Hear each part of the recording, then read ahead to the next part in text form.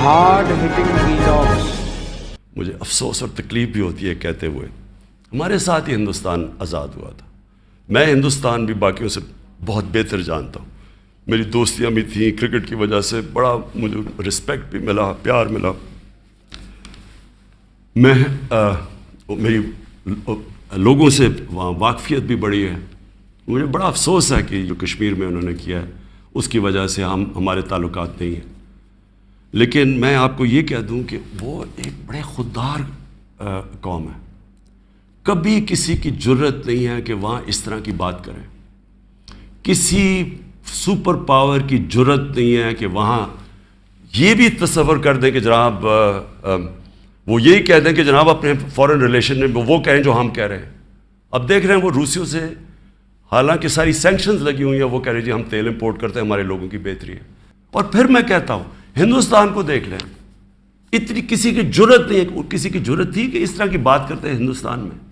European union के जब ambassadors ने यहाँ बिल्कुल प्रोटोकॉल के खिलाफ स्टेटमेंट दी कि जी पाकिस्तान को रूस के खिलाफ स्टेटमेंट देनी चाहिए, क्या वो हिंदुस्तान में कह सकते हैं? क्या उनकी जुर्रत है हिंदुस्तान में ऐसी स्टेटमेंट देते हुए? क्योंकि हिंदुस्तान एक सॉवरन मुल्क है। अब मैं आता हूं मेन पॉइंट पर। तो मेन पॉइंट पर मैं आ रहा हूं कि भाई ये जो है इमरान खान, यार ये कैसे मतलब इंडिया को भारत से, इंडिया को कैसे भाई पाकिस्तान से कंपेयर कर रहा है? भाई कैसे कंपेयर कर सकता है? भाई कहाँ राजा भोज और कहाँ गंगू तेली, कहाँ भारत और कहाँ पाकिस्तान। यार ये पासंग के बराबर नहीं है। पासंग तो आप जानते होंगे भाई, बहुत से जो यंग जनरेशन है वो नहीं जानती पासंग क्या होता है, लेकिन आप लोग उनसे बहुत जानते होंगे कि पासंग क्या होता है। भाई ये हिंदुस्तान के पासंग के बराबर नहीं है। दोस्त आप जानते हैं, कह रहा है कि भाई इंडिया से जरूरत क्यों नहीं हुई यूरोपियन यूनियन की, अमेरिका की, भाई इंडिया से क्यों नहीं हुई? वो रूस से भाई तेल भी आयात कर रहा है और भाई वो जो अमेरिका से अपने संबंधी बनाए हुए है। जब यूरोपियन यूनियन ने हमें धमकी दी कि भाई रूस के खिलाफ यूएनओ में भाई आप वोट करें, और इंडिया से कुछ नहीं कहते। दोस्तों आप जानते हैं कि इमरान खान को इंडिया के साथ कंपेयर करने का पाकिस्तान को कोई हक नहीं है। क्यों? कहां भाई पाकिस्तान और कहां पर इंडिया? भाई जमीन आसमान का अंतर है, जमीन आसमान का अंतर।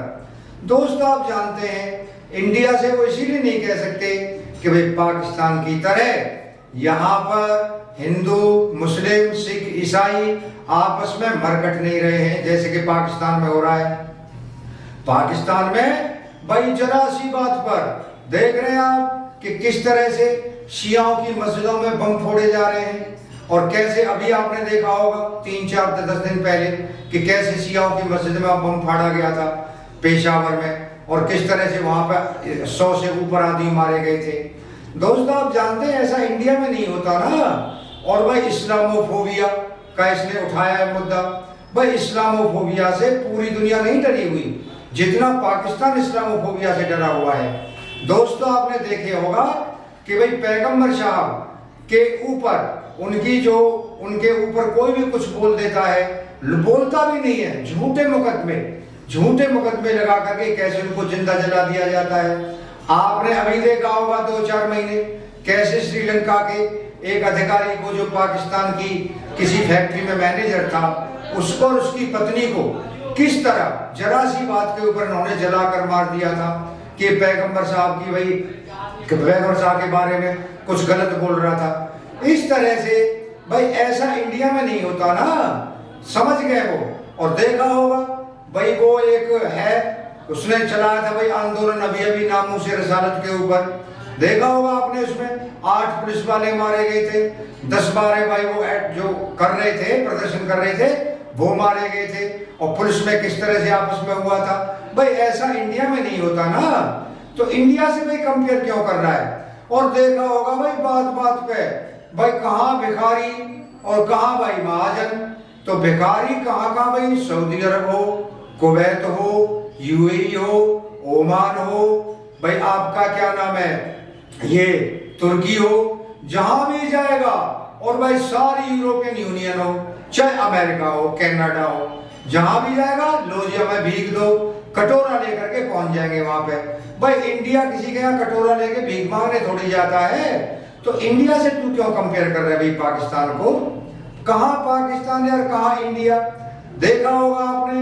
और किस तरह से इंडिया भाई दुनिया को एक्सपोर्ट नहीं करता है आतंकवाद। भाई आपने तो दहशतगर्दी, आतंकवाद, मिलिटेंसी, इंसर्जेंसी न केवल कश्मीर में, न केवल भारत में, बल्कि पूरी दुनिया में पाकिस्तान ही एक्सपोर्ट करता है। और वो स्टेट स्पॉन्सर्ड होता है, बाकायदा उसे स्टेट की हिमायत हासिल होती है उन आतंकवादियों को, उन दहशतगर्दी करने वालों को। देखा होगा आपने गॉर्डन ब्राउन जब यूके के प्राइम मिनिस्टर थे, तो खुद उन्होंने पाकिस्तान की डाइस पे आकर के बोला था कि भाई यूनाइटेड किंगडम में जितने भी आतंकवादी हमले हुए हैं उनमें से 75% पाकिस्तान से प्रायोजित किए गए हैं।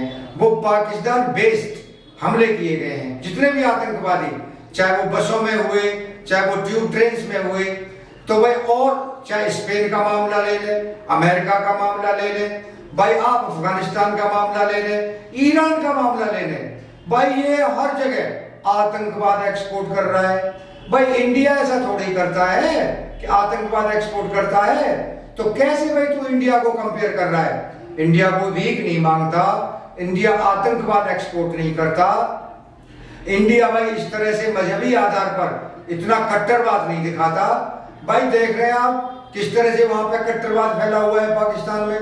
हिंदुओं के साथ क्या हो रहा है, सिखों के साथ क्या हो रहा है, ईसाइयों के साथ क्या हो रहा है, और खुद शिया कम्युनिटी के साथ क्या हो रहा है।